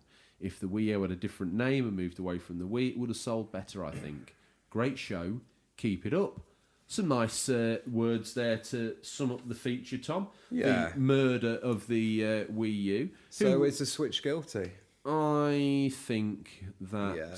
No, much like we said in the feature, I actually think Nintendo's guilty. Yeah. Could the Wii have lasted another year and then they wheeled out something that was an amalgamation between the Wii U and the Switch? We could have got a little bit closer first time.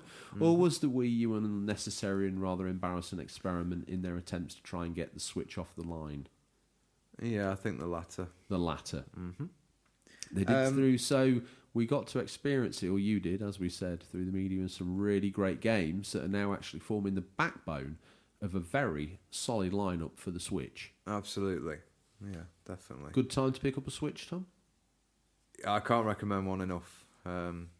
Especially if you find you. I actually thought you were going to say there, I can't recommend one at all. And I was like, what the hell? The show's fallen apart. Clickbait, mate. No, clickbait. That should have been the title. That should have been the title. Tom's thrown his Switch off a roof. Hear how it all happened. Wow. Okay. Roof of what? Something very small. A bungalow. And it survived. He threw it onto a mattress. Listeners, talking of mattresses being thrown down, mattresses are getting thrown down everywhere because Stingray's been worldwide and he needs somewhere to lay his head. Tom, listeners, Stingray, you always wonder where these links are going, but I always pull it back. At the last minute, I save us from ultimate death. Yes, Stingray throws mattresses down worldwide. Listeners, Stingray. What is Listeners, Stingray? So Listeners, Stingray is the hashtag Stingray's boot. It's his house calls, and it's basically your pickups as listeners. What you've been out. Well, let's bake it down. Let's simmer down the background story that is the nonsense that we wheel out here with Stingray and all this other stuff. Listeners, Stingray is basically something you should hashtag on Instagram when you get a pickup and you want to hear your name read out on the show, while we comment, sometimes rather meanly and sarcastically, about your pickups. Sometimes agog, Tom, at the Metropolis Street Racer and Project Gotham collection of Sharaban. the jealousy runs deep, doesn't it? When Very we see something deep. we really want. So tell me, Tom, what's first up in the boot? As usual, Sharaban, straight in there. Bloody hell, I was only joking. We've got Capcom versus SNK collection. 2 of those are on the Dreamcast and 2 on the original Xbox. Ooh. Not bad. Up next, we've got the Barberhoo games with some Final Fantasy pickups there. Star Ocean, an RPG on the PlayStation. Fantasy Star on PSP. Never knew that was on there. And Earth Defense Force 2017 on the Xbox 360. I finally caught up, Tom. The old man's finally got his Nokia 3310 working, and I'm online. Too busy playing Snake. Yes. Barberry games? Yeah, PSP games. I mean, I'm always happy when I see those. Up next, Quest for Games seems to have bought what looks like a metric ton of gravel and 2 retro consoles. So he's been down Wix and got some gravel, and Quest for Games has also got a Crystal Xbox and a Nintendo 64. No controller for that Nintendo 64, Tom, but he's thrown down an Xbox Slim controller to try will work eventually. To try and deceive the lesser men. Simon_Swee. We like this. Yeah, he's a very... He's definitely been in the boot of Stingrays. He has. Bluebird. He's got some, what look like VHSs to me, of some classic cartoons. Thundercats, Dino Riders, Turtles, Starzinger 2. Finger or Zinger. Starzinger 2. I don't know what that is. Hopefully it's suitable That for looks a like a PG collection, because there's a number 39 there. If any listeners can help us pick out, I'll tell you one some of thing. those. I'll tell you one thing. And it's SIM0N_SWE. I presume when he went on Insta that day, Simon Swee was taken, so he had to underscore and slap a 0 in there. He does some really great pictures on his account. You should check him out. Cool. He's also got a VHS of Thundercats as well. He has. Look out. Davey Retro's rummaged deep in Stingray's boot this week, and he's pulled out a Sony Walkman, Tom. Cassette. Nice. Variant. My Pixel looks like he's had a good run with his Game Boy Advance, his copy Shadow Man 64. of Shadow Man on the One of your N64. favourites. If you're playing N64 and the bigger boys laugh at you, hop yourself off down the aforementioned Rumbelows and come back with your chest puffed out because you've got a mature game for that Ninty console. You've got Shadow Man. He's also got a Wii wireless controller, GameCube controller. Wow, it looks like it's made out of stone with some radiant blue energy screaming from within inside its and in great third-party big shell. letters, also compatible with Super Smash Bros. And includes internal glowing LEDs. We just That's love what I'm it. saying to you. That thing is insane. It's like that was made for our podcast. Buffy the Vampire Slayer for the PS2, actually a great game. Copy of The Last of Us, a very good game. Duke Nukem Forever, less said, soonest mended. Episode 3, Star Wars on the DS. Moving on, we've got Sharaban with some Mega Drive games and PS2. It's a very nice Shinobi I collection. was going to say, Tom, get your eloquence right. That Oh he's got 'em my all. goodness. Have you seen the next... I'm so glad about this. Stumbled across Now- this. Begged them to hashtag Stingray's boot. There's some serious titles here, Tom. Lawnmower Man. Hang on a minute, though. Zoom in. Lawnmower Man 2. The film that was so bad, they actually managed to knock a sequel out. I see he's got George Lucas's favourite on there, Star Wars Episode 1, The Phantom Menace. George Lucas and mine's favourite Star Wars film. Tombstone, a great western, that is. Young Guns 2. Not a great western. Yes, that's pretty good, actually. Oh, tell me Patriot Games starring Harrison Ford. Young Einstein. Wow, it's literally like the inside of the boot itself. Tombstone, as you say. Highlander 2. The backup, the name of the show. Blue Canyon Games. Loaded up to sell their wares again. Yeah, there's an old 360 in there and it's shoved in the corner. Tony Hawk's Pro Skater 4, Stuntman. Decent selection of PS2 titles there. Call Off the Dogs, Tom. Ozcat's back in the boot. Awesome. Showcasing his... Endless growing Switch collection. Wow, that's just insane. He's also got the online subscribers exclusive NES Joy-Cons. Now they're pretty cool. So they attach to the Switch. so you can play some of the classic NES games. I tell you what, just money's no object, Tobbs Cat. He's got a hell of a collection, hasn't he? He has. Welsh Game Hunter. That's a name we haven't heard for a little while. He's gone and got himself a little Atari handheld. That looks like the dragon thing that Obi-Wan rides in Episode 3. It is, when he gets shot Spoilers for a rather aging and mediocre film, but that thing buys it in a real emotional way and plunges deep into the water. Tom? Various other Star Wars figures there. That's the only time I felt emotion in the Star Wars prequels, when that crate dragon died. Yeah? Yeah. It reminded me of the soup dragon from Clangers. Okay, moving on. Thankfully, he's got Days Gone in there, which is a rescue. If you don't want to ask me what I've been playing, I'll tell you it's that. Michael Jackson Moonwalker on Blu-ray. Not bad. Pretty cool. Some Star Wars figures to back up the crate dragon. Daddy Zilla. Panic Over. He's in the feature, he's in the boot. He's alive. He's everywhere. He gets where water can't, does Daddy Zilla. He's picked himself up a copy of Sonic Adventure, limited edition, mind you, on the Dreamcast. What else has he got here? The Mega Pickup. The Mega Pickup. He has got an absolute hoard of Saturn games in a CD wallet. Thing is, you want to play the games? Just get the games. Yeah. He's a gamer.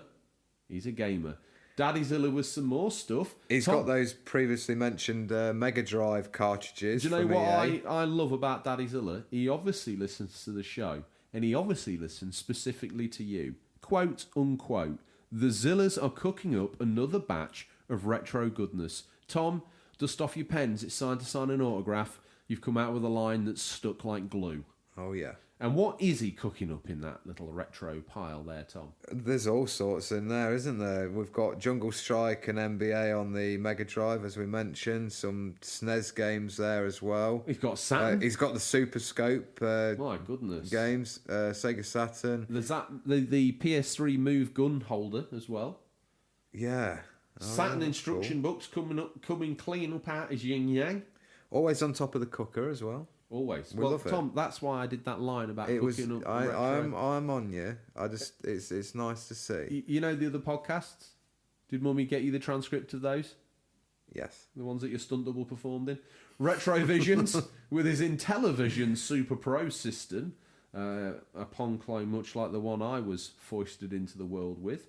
Retro_game_rescue coming in strong with a selection of loose N64 games that he's got in these special little holders, and a rather intoxicating supply of NES games. But look out, knew the show was going to be about the Wii U. He's got Nintendo Land, Disney Infinity, and the aforementioned Batman that Tom rates because of the implemented Wii U controller adaptions. Yes, much like him, you're about as excited as he is for that. Rad Bash Gaming's been picking up the DVDs, Tom. Yeah, he's got a selection there of garage sale finds. Scream, The Ring, got a few horrors in there. Well, look out. Yeah. He's got Pirates of the Caribbean, and he's been and got some PC games. Martian Panic, 10 Pro board games, Combat Flight Simulator. Ozcat's back, and a copy of Tiny Troopers and Shaq Fu. For the Switch, yeah. Nice. Rad Bash Gaming. Again, more 360 games and DVDs this time. And some Funko Pops of Tom. Davy Jones from Pirates of the Caribbean. Best thing in that list from Rad Bash Gaming there, copy of The Wild Wild West starring Will Smith. A Stingray boot favourite. That and the Hulk. Daddy Zilla, we're going to skip you out again there because you've had more than your fair share of Stingrays. Well, he's got a PS2, Wii, PS3 games. The highlight being Ozcat again with what I saw this earlier in the week. A very nice selection of kart racing games on the Switch, arranged in the shape of a flower to symbolise his love not only for the Switch but for Stingray's I thought it boot. was done in the shape of wheel spokes of a racing cart, but he will let us know, I'm sure. In retrospect, that sounds like a really good idea, Tom. Art's in the eye of the beholder. Retro Gamer Thomas. Yeah, me and him were talking this week on Insta about he had picked up Crash Team Racing on the PS4. He's gone for the bigger boy version. He has, yeah, the running smooth version. So I hope you enjoyed the review of that. Little Devil _71 has gone and picked himself up a LCD Pac-Man game, which looks cool, really cool. Yeah. Now Sharaban picked up Hollow Knight Physical Edition with the map and various other extras. Map looks good, Tom. Yeah, that is cool. I'm really envious of that. I would probably get it if I didn't already own the game on digital. Retro Gorgon weighing in with a copy of Shadow of the Colossus and Ico. Two PlayStation heavy hits. Looks like he's got the collector's edition boxes of those. And then the Egomaniacs are back again. Oh, look out. Look at us at the Unofficial Controller podcast. Showing off our Mega Drive wares. And I think... No, that was actually a post, bless our cotton socks in our defence. 8-Bit Overhaul has actually used that as a way of commenting on the show. He's posted up our post himself. Yeah. Thank you for that. Yeah. Radbash Gaming doubling down on the 7th generation, which is the Wii. He's got the balance board, some hokey-cokey looking steering wheels, and the Wii itself. But he's also, because he's not too sure whether he's going to enjoy the Wii, he's picked up the Grim Adventures of Billy Mandy on the Game Boy Advance. I'm sure that's... Now, we need to move on to this one quickly. Chris McClung. Oh, He's back. He's back. Like the Terminator post, he is indestructible. I like what you're doing there, Tom. He's got a T9000, is Chris McClung. He's got the skeleton head of the T1000. That's the T900, isn't it? Yeah, that's a T... let's go with that. He'll let us know if he's a good man for correcting us. I miss Chris McClung. I do. He needs to chime in this week. Maybe we could lower him into the lava a la Arnie in Terminator 2, and he just gives us a thumbs up as he slowly disappears from the podcast. I think that's all he would do. He wouldn't even mention that he was in pain or burning. No, he would just take the pain. I feel that we've done, listeners, Stingray. Yes. Another deep dive through some retro games, and it's nice to find out what the listeners are playing while they wait for the podcast to come out on a weekly basis. Tom, we mentioned that Stingray's boot is overflowing. Sounds like we've got a lot of new releases. Well, guess what, Tom? He ended up at an illegal black market auction for some old Rumbelows stock. He knows all the spots, doesn't he? Although he didn't know they were stolen, it's still an offence to be in possession of stolen goods. So with that, Tom, he drives like a maniac down the drive. He doesn't want to get caught with this hot contraband in his boot. Certainly not. And he doesn't want to be found guilty by the officers of the Federation Against Copyright Theft. The men that deal with more facts than we do, Tom. So here he comes, steaming down the driveway like a crazed man who's trying to get himself to the Wii-U launch in 2012. As the springs settle and the door pops, let's have a look. It's time for a peek in what we affectionately call Stingray's boot. What's nestled between some counterfeit nappies and a dodgy copy of Battle for Endor this week? These are the new release highlights for June 24th to June 30th, 2019. Listeners, these are out on digital or physical, or will be by this time the podcast is in your feed, but could be region dependent. I think I stumbled rather clumsily over that last bit there, Tom, but pretty much in Pretty and out. impressive this week. Only a light wound, a mere flesh wound. And while I'm feeling confident, I'm going to launch in with this. Formerly a PlayStation exclusive, but now, if you've got a 486 gaming PC or a Hotpoint washing machine, Heavy Rain PC, June 24th. How far will you go to save someone you love? Play 4 different characters in this tension-soaked psychological thriller. Choose your next move carefully, as every decision may have dramatic outcomes. Spanning 4 days of mystery and suspense, the hunt is on for a murderer known only as the Origami Killer, named after his macabre calling card and leaving behind folded paper shapes at crime scenes. Each of the 4 characters follow their own leads with their own motives, directing their very actions. You have to prevent the killer from claiming a new victim. How this story ends is entirely up to you. Good game, Tom.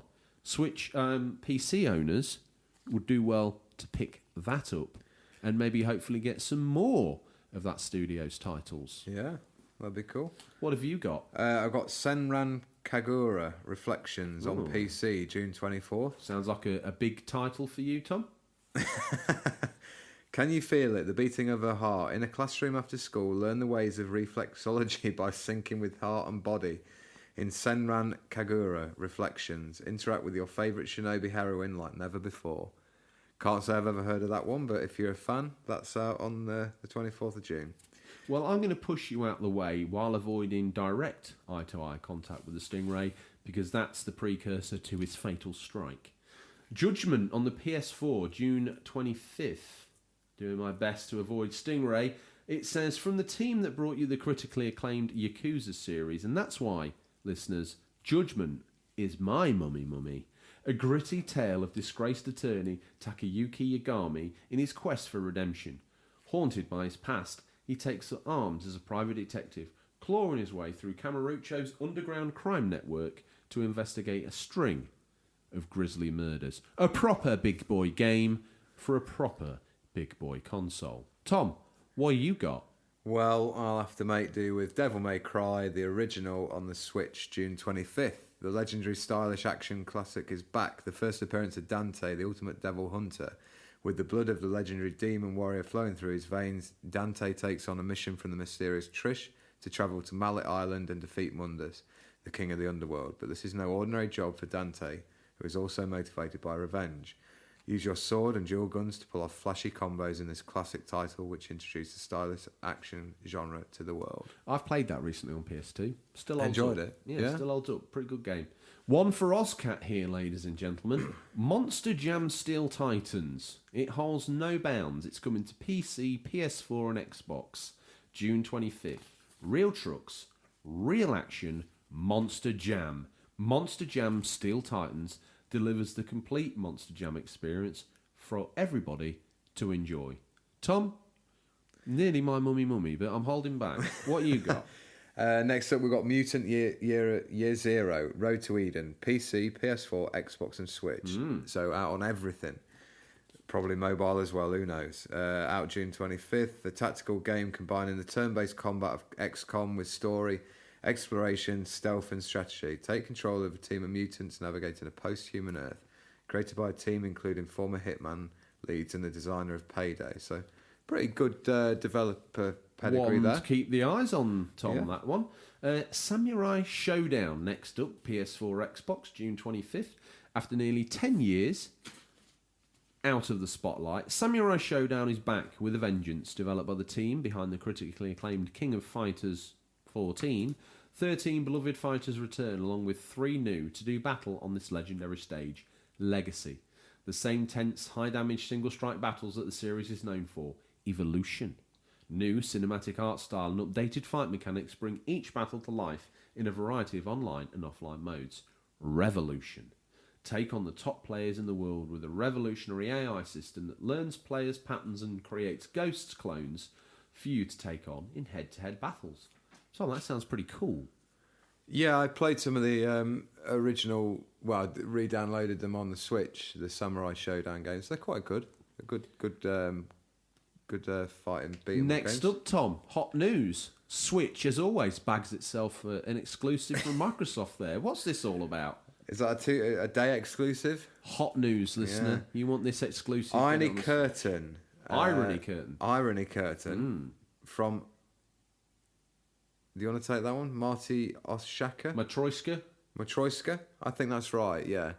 Sounds Russian. Whatever I said right there, you'd have got behind. From Matroyska. Irony Curtain from Matroyska with Love is a satirical point-and-click inspired by the classic adventure games. That's out on June 27th on Switch and June 28th on Xbox. Wow. A game that smuggles you out of your comfort zone and throws you into the middle of a Cold War spy intrigue where there's an even bigger game being played.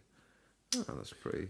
we don't see many Cold War games, do we? No, not at all. That's interesting, that one. My Child Lebensborn on the PC, June 27th. What happens when the war ends? Does hatred just go away? My Child Lebensborn is a story-driven nurture game, a dark Tamagotchi, letting you experience the fates of children born of war. Take care of Corinne and Klaus and help them survive in a post-war society. Find out what happened to their parents and try to find a better future. My Child Lebensborn combines genre and theme in a unique way. You take part in a journey of a child through a significant time, balance meager resources, emotional needs, influence the child's personality and views, make tough choices. Tom, that sounds less like a game and more like a series that Channel 4 would have fielded in the early 80s and put it on at about 2 in the morning. I'll be skipping that. I'll take this one because I've just chucked a copy of Mrs. Doubtfire out of the way to get to this one. Tom! The Sinking City, out PC, PS4 and Xbox, out June 27th. This is my mummy this week. Wow. Bold. Caught my attention, yeah. Bold and interesting move. It was all that investigation work we did into the murder of the Wii-U got me hyped for this. The Sinking City is an action investigation game set in an open world inspired by the universe of H.P. Lovecraft. In this new type of adventure, you take on the role of Charles W. Reed, an investigator in the 1920s US. No sooner have you arrived in Oakmont, Massachusetts, than you are led to investigate a mysterious flood in the city, in the hopes of shedding light on the darkness that has seized the place and corrupted the minds of the inhabitants and yours. Bit of a Shutter Island vibe I got from the trailers with that one. Okay, well, I'm none the wiser, but I may have a little investigate on that, seeing as it's out on every platform known to man. What am I looking at? Tom? Tour de France. It's that time of year again. Wheel out another cycling game. Tour de France 2019. Got to have one of the bigger boy consoles, though. PS4 or Xbox. Switch owners and PC owners going to have to download a hokey cokey indie version. It's out June 27th, completing all the stages of the official route of the Tour de France 2019. Will you go all out in La Planche, Des Belles, Phil's Climb, or will you have to wait for the Po time trial to earn the best place in the general classification? One thing is certain. You'll need to excel in the Triple Mountain Challenge of the Col de Vars, Col d'Izoard and Col de Galibier in the 18th stage to earn the yellow jersey. It's up to you and you alone to make the best choices. Already made it to the top playing solo? Experience the new online mode. Finish your season in style by being selected to represent your country at the World Championships. For the first time in the game, ride the cobbled roads of the iconic Tour of Flanders.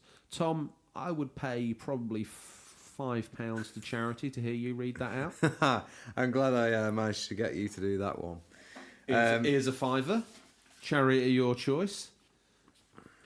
I'm sure there's another one coming up shortly. Oh, Tom. Virtual Racing on the Switch, June 27th. On the YouTube Dave channel, they'd have played that over and over again until they wore the wheels off of YouTube. Virtual Racing on the Switch. Experience the herald of modern racing games, Virtual Racing. It's a race against time, but be careful. Running into opponents and obstacles will slow you down. Can you beat the clock? Now featuring rankings and replays, online 2-player races, offline multiplayer races, up to 8 players at once on a single Nintendo Switch. A cleaned up version of a 30-year-old game with one track and 8 cars. Let's hope it's not £120 like the Mega Drive original. The crash disabling helper mode and motion controls. Oh, thank God it's got those.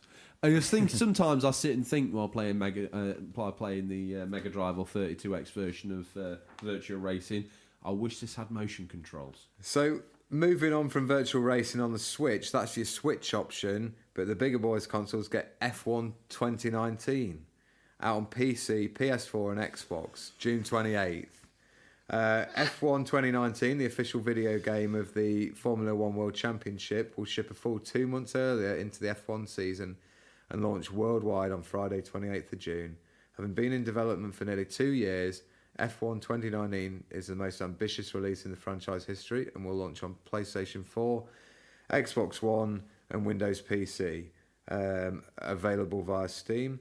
Having established itself as one of the highest rated racing franchises of all time, F1 2019 will deliver an experience that rivals the quality, production values of its real life race counterpart, and for the first time ever includes personalisation of a 2019 regulation car for multiplayer racing, as well as several new game features which will be revealed in the coming months. Do you know, Tom, you leaping forward and claiming F1 2019 would be like me leaping forward and claiming a From Software game as one of my picks out the boot. To that end, I'm going to get all selfish, kick you out of Stingray's boot and take this, Super Mario Maker 2 for the Switch. A game that a real Switch fan would have got behind and trumpeted as a big title. Break the rules and make the Super Mario courses you always dreamed of in Super Mario Maker 2, only on the Nintendo Switch. With lots of new tools, course parts and features at your disposal, let your imagination run wild as you craft unique levels to share with friends and players all over the world. That's out June 28th on the Switch. In an alternate world somewhere, there was a show where you all fell asleep while we talked about that game. Thankfully, we talked about Crash Tag Team Racing and how much we loved it in the new What You've Been Playing feature. Tom? I'm pleased you talked me into that purchase over Mario Maker 2.